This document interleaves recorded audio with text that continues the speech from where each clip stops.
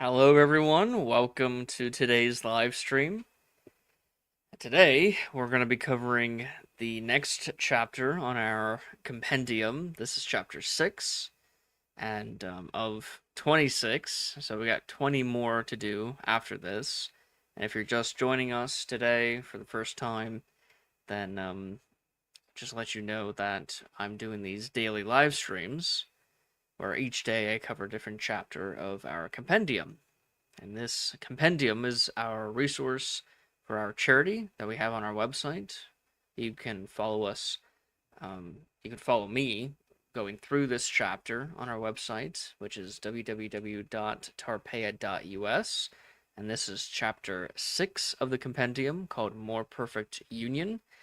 And yeah, this chapter covers the 5 years following the American Revolution, and which includes the creation of the Constitution.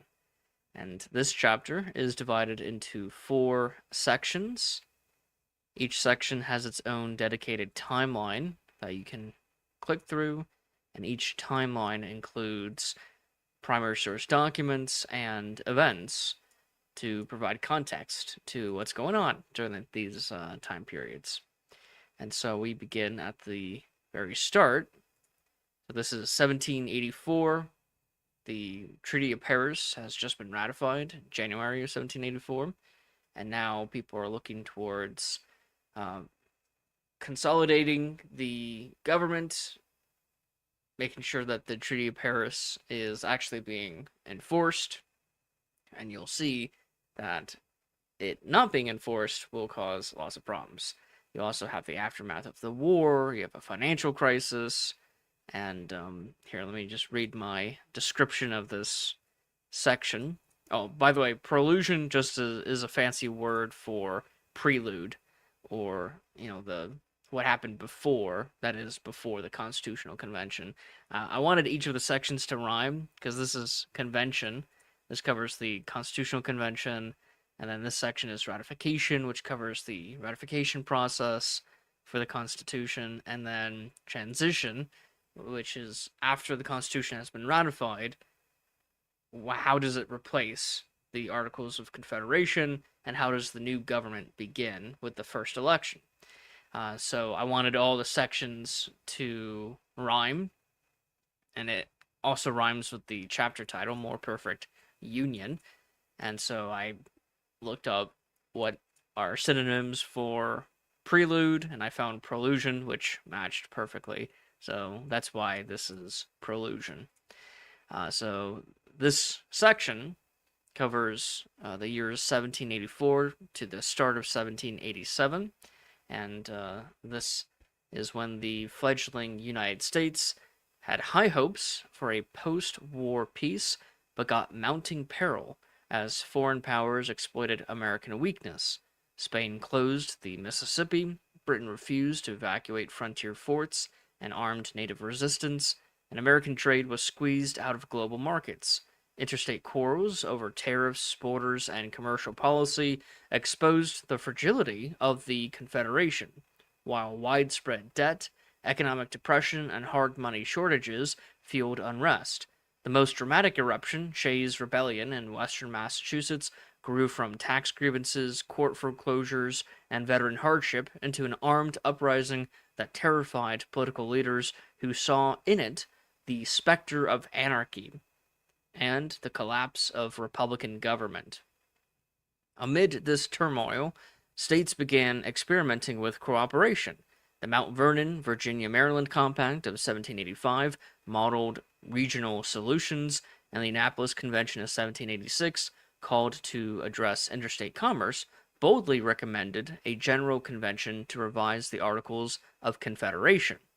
By early 1787, with domestic unrest rising, foreign threats unrelenting, and confidence in the Confederation evaporating, a broad clamor emerged for a constitutional convention that could rescue the Union from fragmentation and destruction. So that's my little synopsis of this section. And so Jefferson, he will, in March of 1784, propose a land ordinance for the federal government, and this will become the ordinance, the Northwest Ordinance of 1787. Governor Clinton of New York proposed going to war with Vermont. For those of you who don't know, Vermont was kind of like the 14th colony to rebel against Great Britain during the American Revolution. It wasn't with the other 13 colonies in the Second Continental Congress. It was kind of doing its own thing, fighting alongside us, but also not really cooperating with us, at least not politically. And so New York will propose to declare war on Vermont, which at this time is an unrecognized de facto independent state claimed by New York. Congress declined to do this. The land ordinance proposed by Thomas Jefferson will be approved, and it removed the ban on slavery by one vote. So even all the way back, as soon as the American Revolution is over, Thomas Jefferson is proposing a ban on slavery in the federal territories. And at least with this first proposal, they removed the ban on slavery. And this resolves that the territory ceded to the United States by the Treaty of Paris or by individual states, and that already purchased or to be purchased from the Indian inhabitants will be offered for sale by Congress and divided into future states. New Hampshire will create its own constitution in 1784. Spain will close the Mississippi River to the United States. Spain has just got back some of its territories that it used to have, like Florida, and at this point, the Louisiana territory is not yet French. It still belongs to the Spanish. And so the Mississippi is very much controlled by Spain at this point, not yet by the United States. You have the Treaty of Fort Stanwix. This treaty is signed between the U.S. and the Iroquois League, marking early American Native negotiations after the Revolutionary War. So the Iroquois, they were allied with the British during the American Revolution, and now the British are gone, or in the process of leaving, they make peace with the United States, although other Native tribes who started fighting the United States during the American Revolution will continue to fight the United States for many years to come. The Roman Catholic Apostolic Prefecture of the United States is established. Richard Henry Lee, the becomes the sixth president of Congress. This is, I think, the father of Robert E. Lee. I'll have to double check that. Either the father or grandfather of Robert E. Lee, the Confederate general of the Civil War. And the Methodist Episcopal Church is formed. So we have religious establishments going on. We have state constitutions being created. We have foreign affairs having to worry about. And now you're going to have some interstate cooperation going on with the Mount Vernon Conference. This is the Maryland-Virginia Compact, which solved fishing rights, trade rights, and got rid of any tariffs or any taxes in between the two states. Yeah, the Notes on the State of Virginia by Thomas Jefferson. This is a book written by Thomas Jefferson giving a overview of what's going on in Virginia. He talks about the plants, he talks about geography, he talks about what products are being made in the state, he talks about the demographics, he talks about a wide range of topics. One of the topics that he talks about that's notable is slavery, and he will mention, and he not just during this time, but for the next couple of decades, the next 40 years, really, he's going to be talking about slavery as a moral evil that needs to be gotten rid of and will threaten the Union. And he's right about that. Slavery does threaten the Union in the form of the Civil War. The Land Ordinance of 1785 is passed. That is the same land ordinance that Thomas Jefferson proposed. And also in Virginia, you have the debate going on in the state of Virginia, which will cover religious establishment in the state. And so Patrick Henry, I believe it was Patrick Henry, he proposed a bill to have a tax where the revenue of that tax will go to churches. And during the debate, James Madison will argue against this tax in this speech called Memorial and Remonstrance Against Religious Assessment. And so he gives an excellent argument as to why we need to have a separation of church and state, and this is on the state level, not on the federal level. So a lot of people, you hear some more religious types nowadays arguing that America was founded with church and state united. That's true for some states, but then they lost that union. But it's also not true for other states, and many of the founders were very skeptical and suspicious of any combining church and state. This does not mean that they weren't religious. Virtually all of the founding fathers were religious to varying degrees. And so it's not to say that religion has no influence on people and their influence on their politics, but that religious establishments, the clergy, the church itself, the institution of the church, will not be connected to any state. So there's a difference between the church and then the religion. The church will be separated, even though the religion will have a profound influence on politics at this time. Benjamin Franklin, he was the ambassador of the United States to France, and he will return from France in September of 1785 in order to be here in the United States, in order to be here for the Constitutional Convention. Maryland will ratify the Mount Vernon Compact, and soon after, Virginia will. And John Hancock becomes the 7th president of Congress. That is Congress under the Articles of Confederation. And this is not the same kind of president as the current executive. The president at this time is more like the Speaker of the House. Here's the first treaty that the United States signs with the Cherokee Nation. Virginia ratifies the Mount Vernon Compact. Virginia Statute for Religious Freedom. This was a bill written by Thomas Jefferson during the American Revolution, and I think it was proposed in 17... I'll have to check the previous chapter. I mentioned it yesterday, but it was proposed by Thomas Jefferson, and it took a couple years in order to be passed. So again, the same thing that I mentioned earlier about religious freedom. You have freedom of religion, and then you have freedom from religion.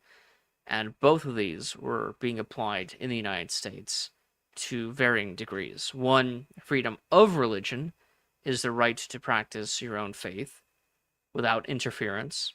And then freedom from religion is that the government will not impose any religion or religious tradition or anything like that onto you. And so any religious practice or anything like that.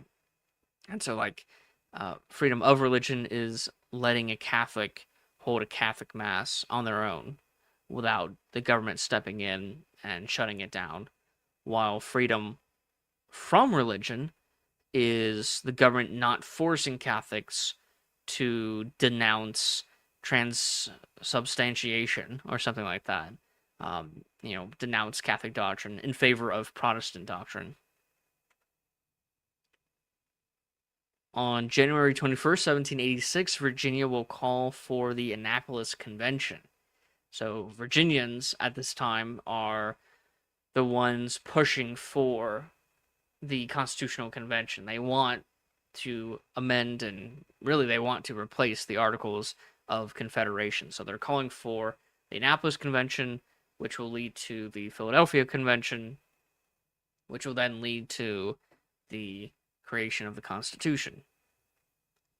Nathaniel Gorham becomes the 8th President of Congress. Morocco will sign a peace treaty, or not a peace treaty to end a war, but a treaty of peace and friendship with the United States. Morocco was one of the first countries to recognize the United States as an independent country, all the way back in 1778, I think. And so even before European countries were recognizing the United States. So because of the upheaval that's going on during this time, Massachusetts will pass a riot act in order to fight against riots and massive protests that are going on at this time. Vermont, the 14th state, will create its own state constitution in 1786.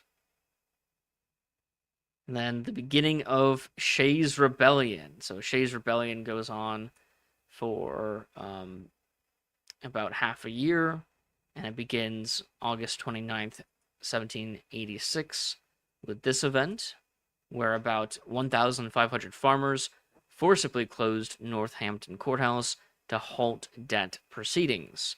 So many of these farmers are also veterans, and because they were fighting in the war, they couldn't maintain their farms or be productive. And because they couldn't sell things from their farm because they were out fighting, they had to take out massive loans in order to pay for just surviving, just living, to keep their farms afloat. And after the war, the creditors came in demanding that the debts be paid out. And the farmers, who were veterans, were expecting to get paid for their service in the American Revolution. Well, many veterans were not paid, sadly, because of the financial crisis going on in the United States. And so the creditors are coming in demanding their money for repayment on the loans. The veterans, who are farmers, who took out the loans expecting to get paid for their service, are not getting paid, and so they can't pay back the loans, and the creditors are coming in to seize their farms. Well, the farmers, again, who are veterans and are angry, are going to unite and stop the debt proceedings from removing or taking any more of the farms on the foreclosures of the farms. And so most of this is happening in western Massachusetts, by the way. That's where Shays' Rebellion happens. So the armed farmers blocked the Massachusetts Supreme Court in Worcester to demand relief. Then you have the Annapolis Convention, which only lasts a couple of days, and it is presided by George Washington.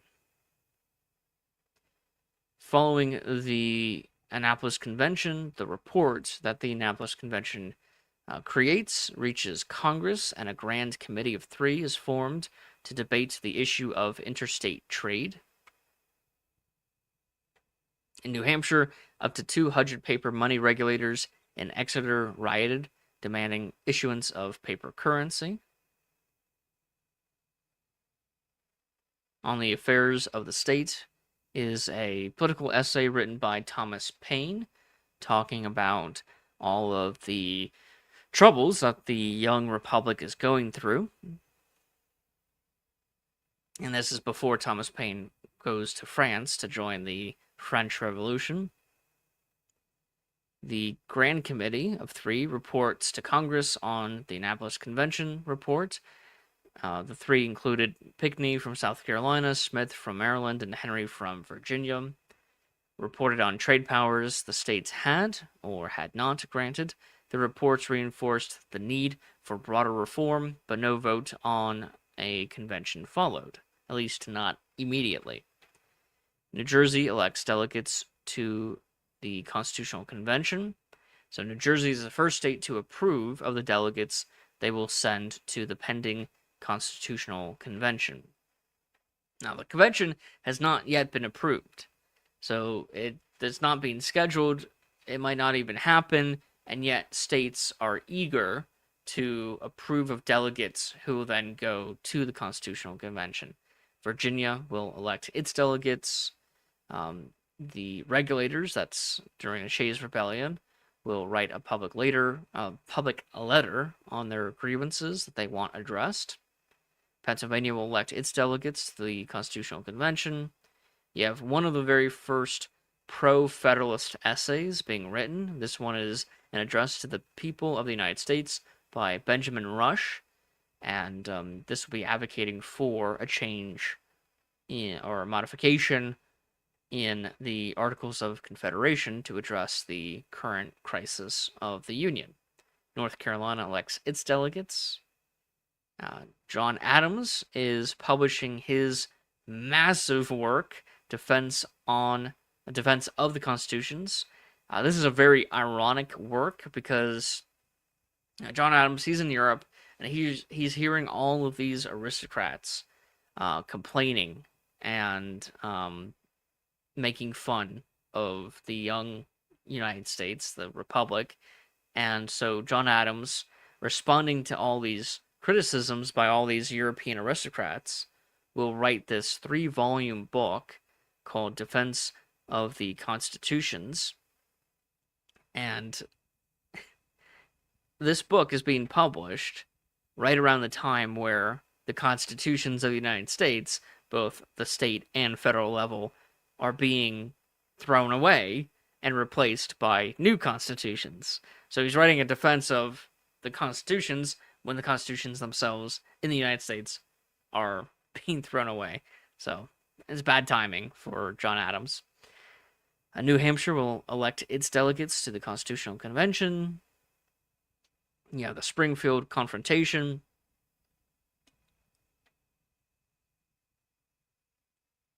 Excuse me. Where Shays rebels confront the Massachusetts militia, and 4 rebels are killed.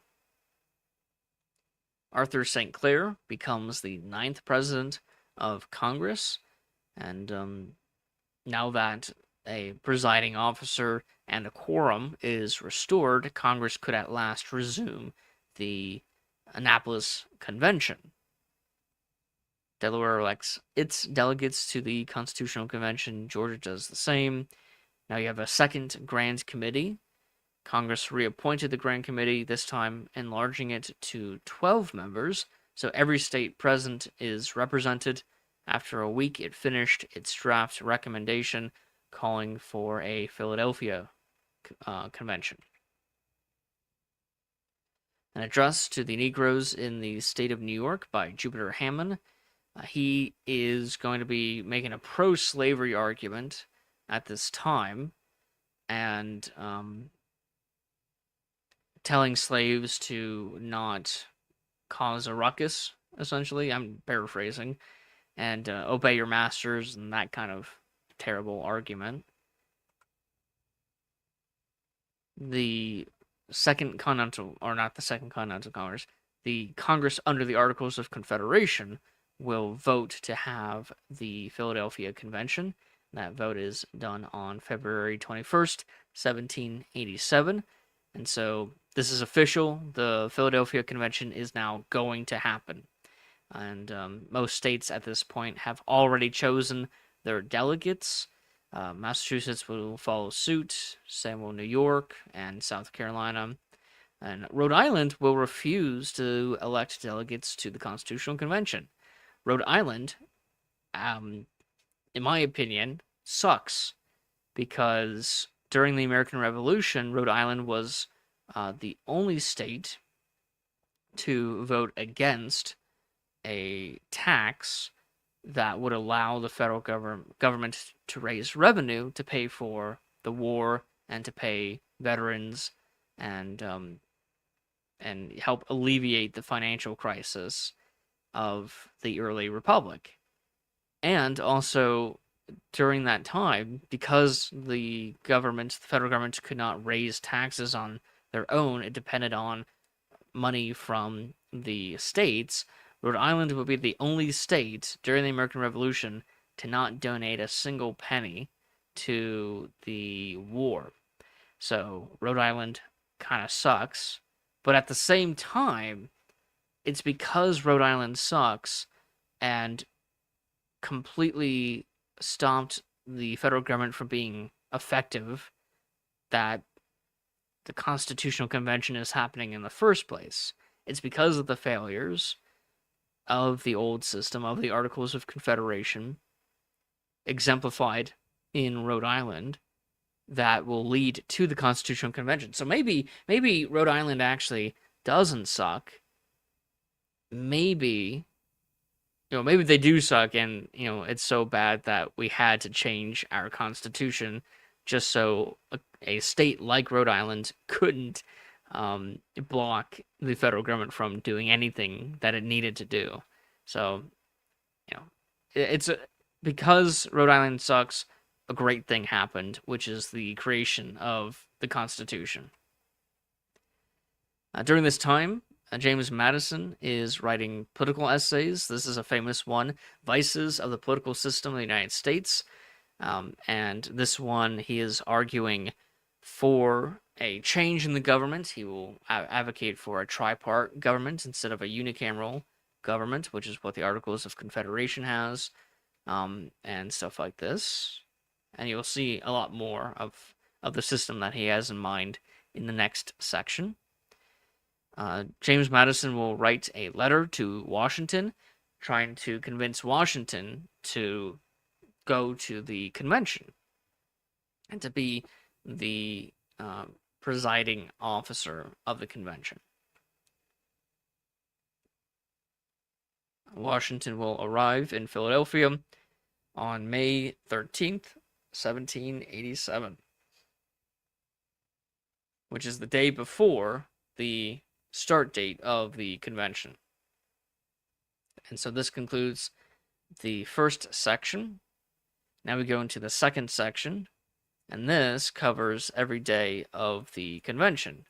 Now, I'm just going to summarize it real quick and show you how we're going to be covering each day, rather than just going over each day, because that would take me a very long time.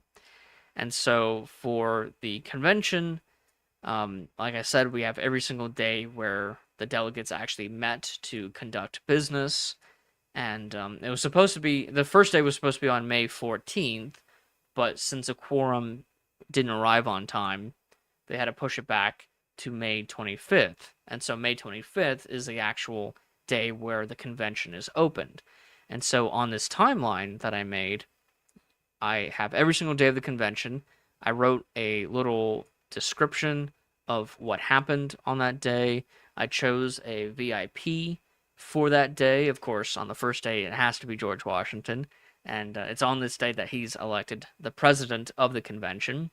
And then if you're looking for the primary sources that I use, you can click on the link and it'll take you to the full text of the primary sources.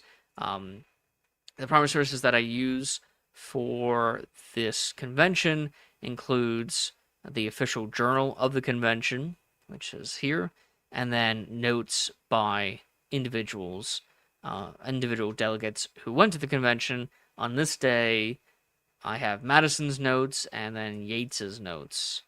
And so you can go through and read all the notes from these guys. And this was compiled by someone over 100 years ago. And so I've just changed the format of it. And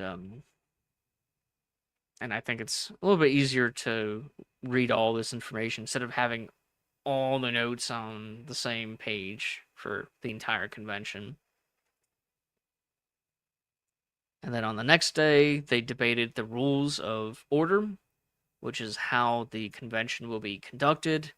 And the VIP for this day is George Wythe. He's the one who submits the rules of the convention.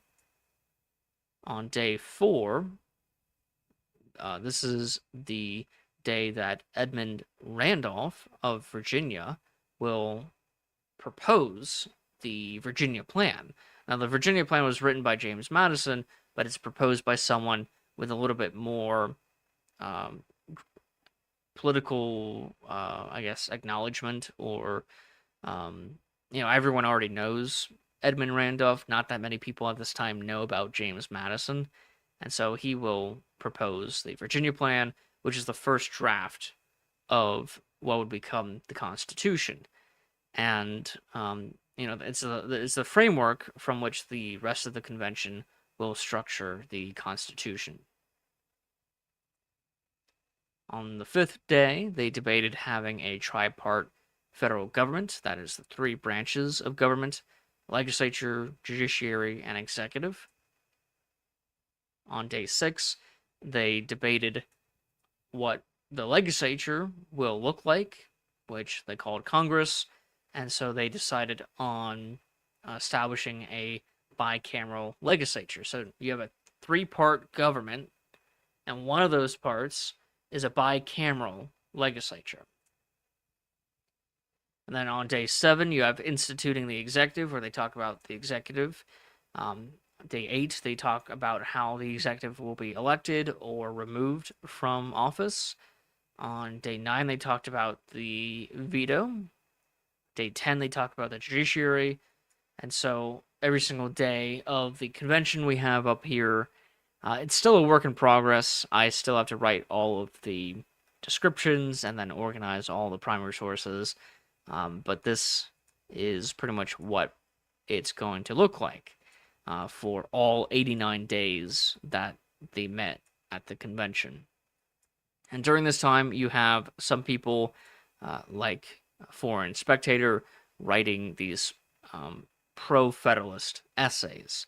So the pro-Federalist debate has already begun, even before the Constitution is even written.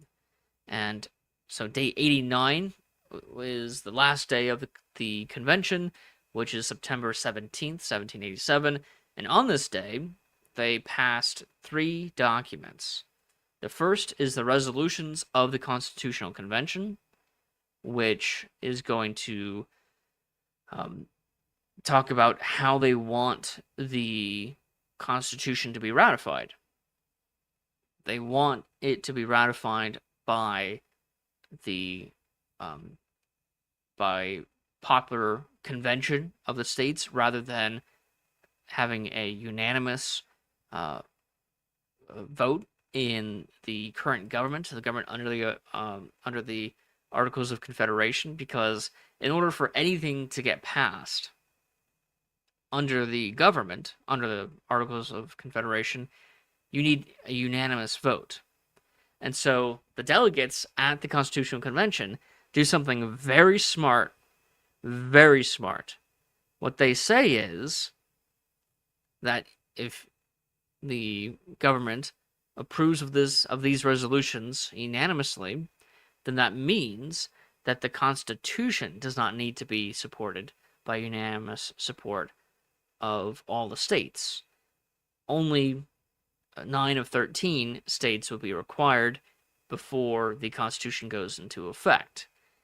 And so these resolutions will be sent to the Congress before being sent to the states. So Congress will unanimously vote to have a non-unanimous vote, which is a weird way of putting it, but it's kind of weird. It's a kind of weird situation to begin with. This is the second document passed on this day. It is the letter, or the accompanying letter, I have here called the cover letter of the Constitution. It was signed by George Washington, and it's like a preamble to the preamble of the Constitution. And this letter accompanied the Constitution to the government under the Articles, and then it also accompanied the Constitution once the government approved of the resolutions and sent the Constitution to the states for ratification. So the states read this letter on top of the Constitution. So this letter, I think, should be read out. And then, of course, we have the Constitution itself. And so I have a video of me reading the entire Constitution, if people are interested in listening to it. And I'm not going to read it here. It's going to take me an hour just to do that. So now I'm going to go through the ratification section.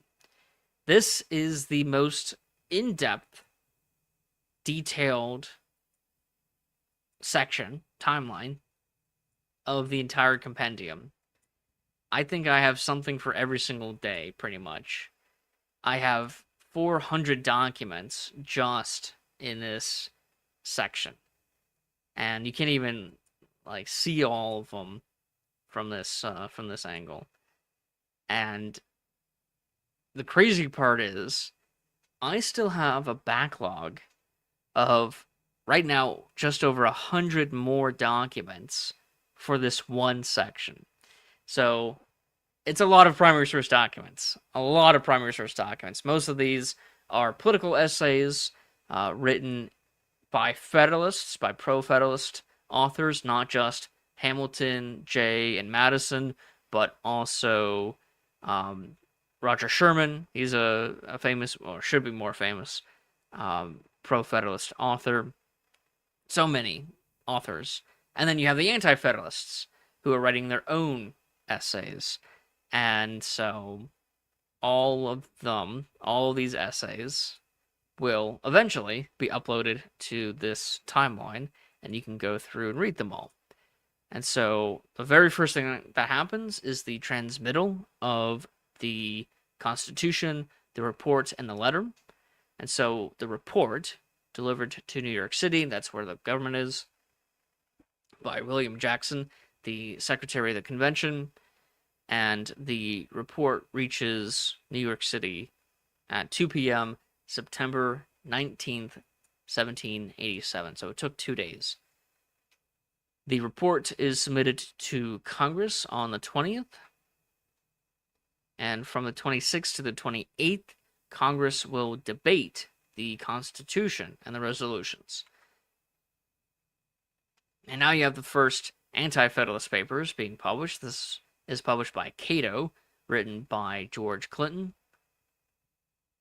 And then you have An American Citizen, a Federalist essay. And Congress will approve of the resolutions of the convention. And so here's a bunch of more. So on this row, you have the political essays. Like, for example, you have the Federalist Papers. And then on this row, you have the ratification. And so you have things like the state ratification conventions. The first one to start is the Pennsylvania, although even though Pennsylvania begins first, it doesn't end until after Delaware ratifies the Constitution. And so Delaware will be the first state to ratify it, even though it's not the first state to start their state convention, and they will be ratifying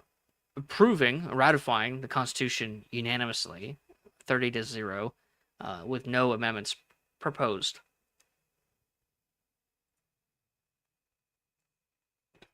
So now you have the New Jersey State Ratifying Convention, and Pennsylvania during this time will ratify the Constitution.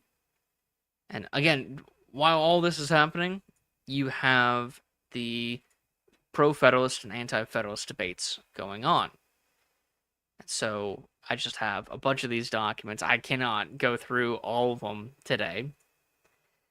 So you have both the ratifying conventions and the debates, and the ratifications, and then all these political essays being written.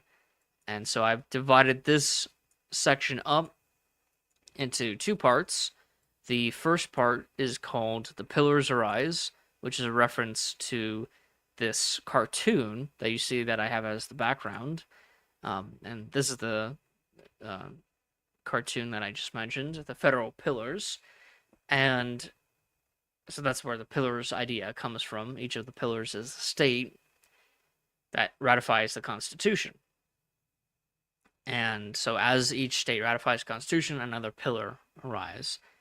And this section will include or go up to the start of the Massachusetts state ratifying convention.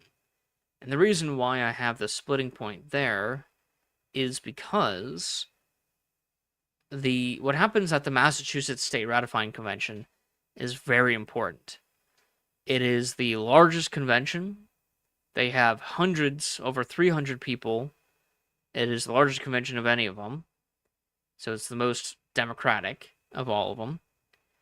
And what they do is they would actually propose amendments.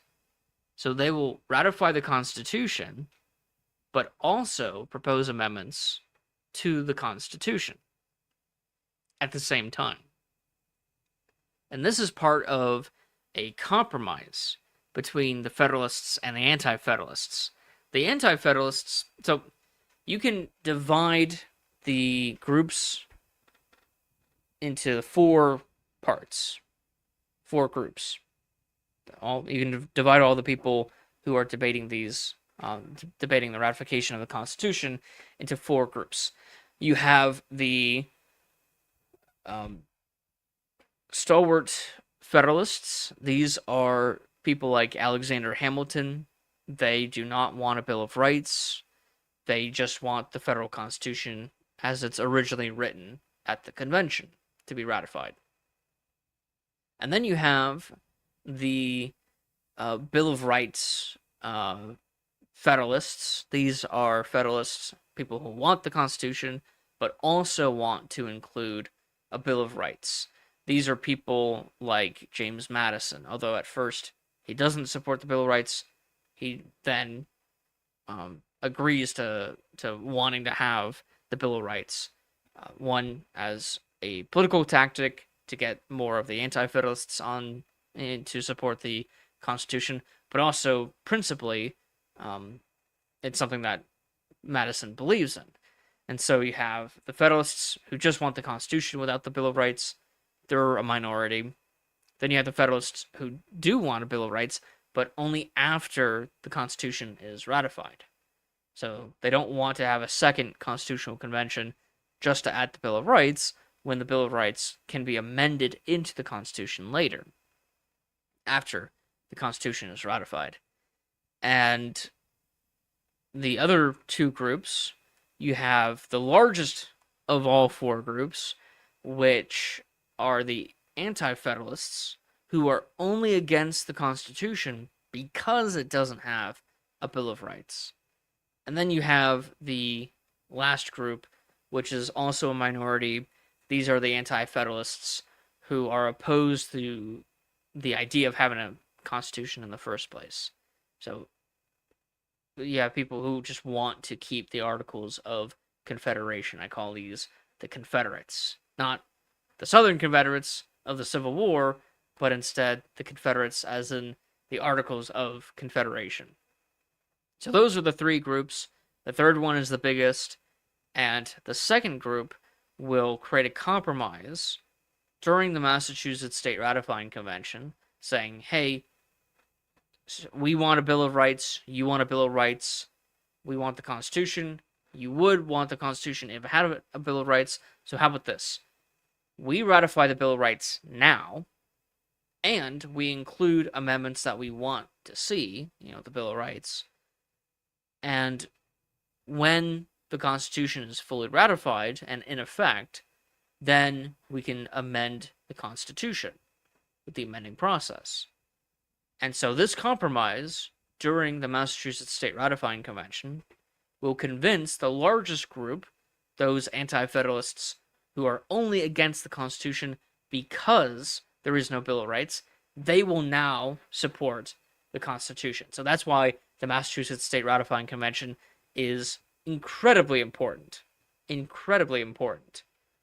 for the Federalists to triumph. And that's the name of the next modular of this section. And so we continue to the other state ratifying conventions, and by the time you get to Rhode Island, and they reject it. So let's see, Massachusetts or Maryland, South Carolina, Virginia. Let's see.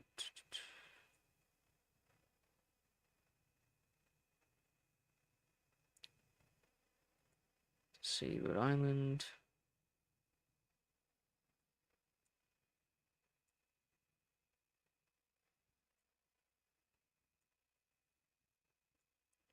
Virginia Convention.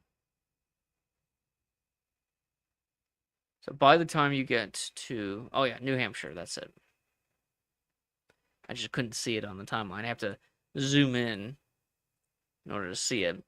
So New Hampshire's going to be the last state needed to ratify the Constitution. And so they will ratify, in order for the Constitution to go into effect.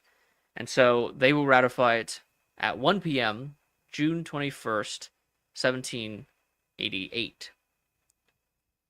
And so Virginia will ratify it shortly after, and this is before July 2nd, 1788, when Congress, this is Congress under the Articles of Confederation still, they will pass a resolution certifying the state ratifications of the Constitution.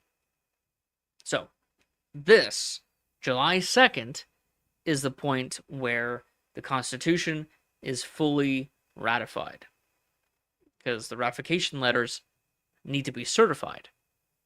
So it's not just when the state ratified it, it's when Congress certified the state's ratification, which happened on July 2nd, 1788. July 2nd, 12 years before, is when we voted for independence. Not July 4th. July 4th is when the text of the Declaration of Independence was approved. July 2nd, 1776, is when independence was actually voted on.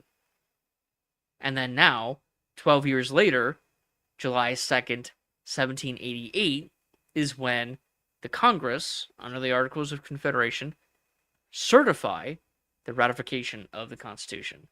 And this is a complete coincidence, by the way. They did not plan this to happen. Maybe most of them didn't even realize that happened. Probably not, but we don't know, because it wasn't planned before. They didn't schedule it. It was just that's just what happened. And now we get into the final section. This is the transition period from 1788 to 1789. And it begins on the same day as the certification. So right after the certification resolution, Congress creates a select committee for putting into effect the new Constitution. And this includes Edward Carrington. It includes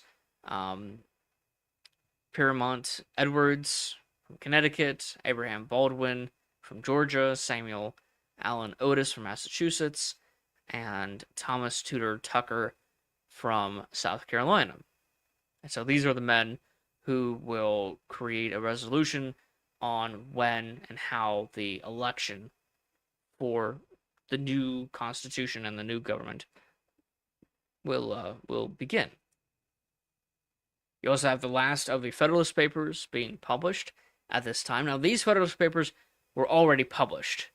They were published together in a volume, the second volume, a couple months before. but now they're being published a second time, but individually in newspapers, which is kind of interesting. And I think the reason why they did this, maybe, and I'll have to double check this, maybe the volumes that were published didn't get as much viewership as publishing it in the newspapers.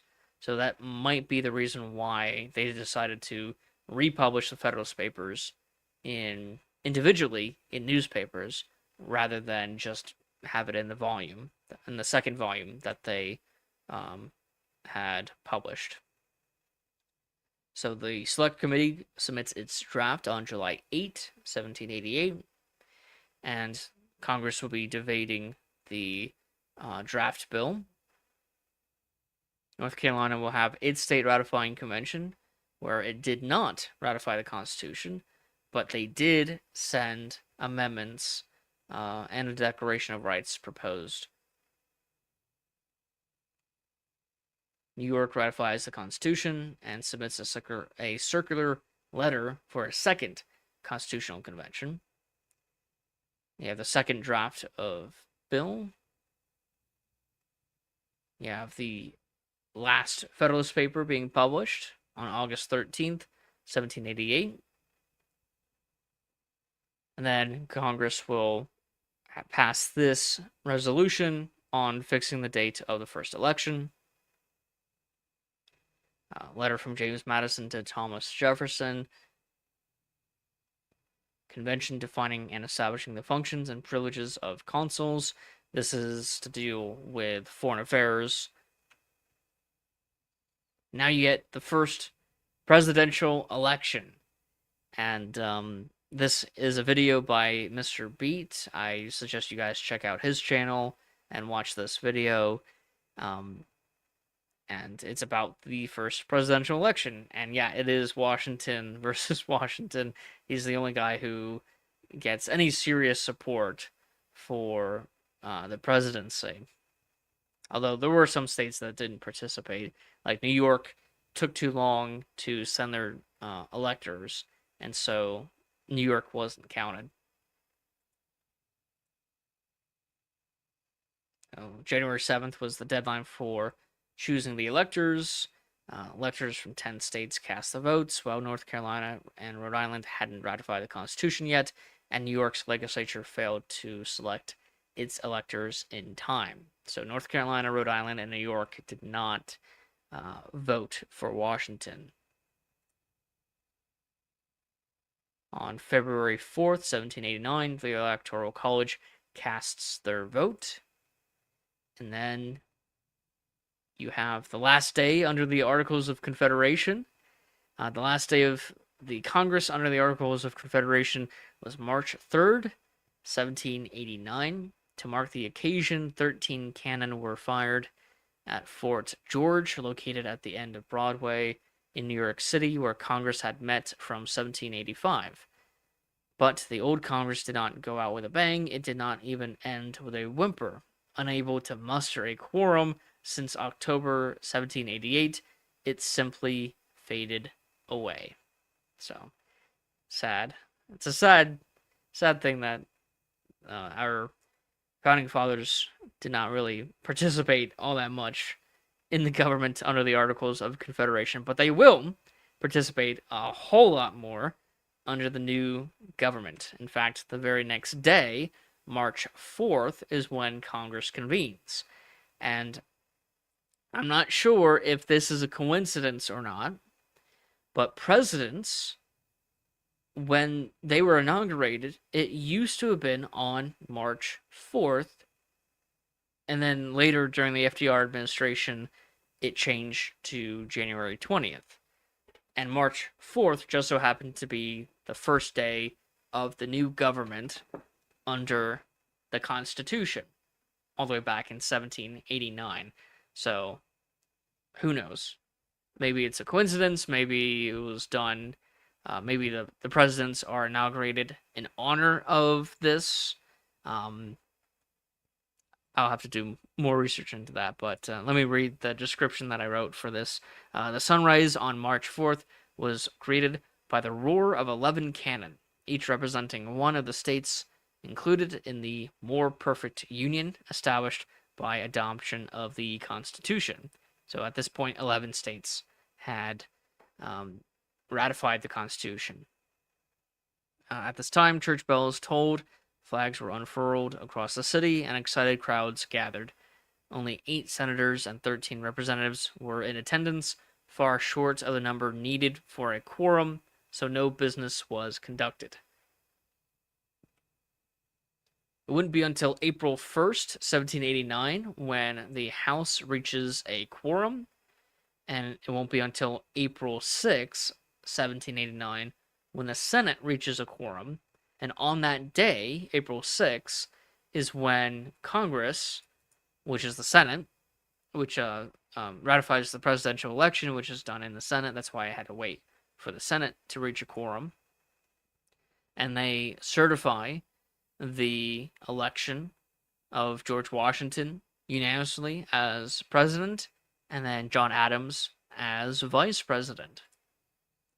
Now you have the Secretary of Congress, Charles Thomson, arrived at Mount Vernon to inform Washington of his election.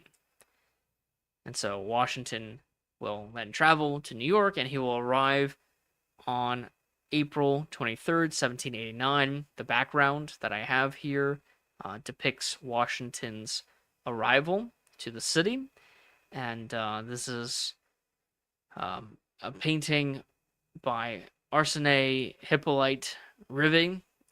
Again, these French names I can never pronounce. And it was painted in 1870.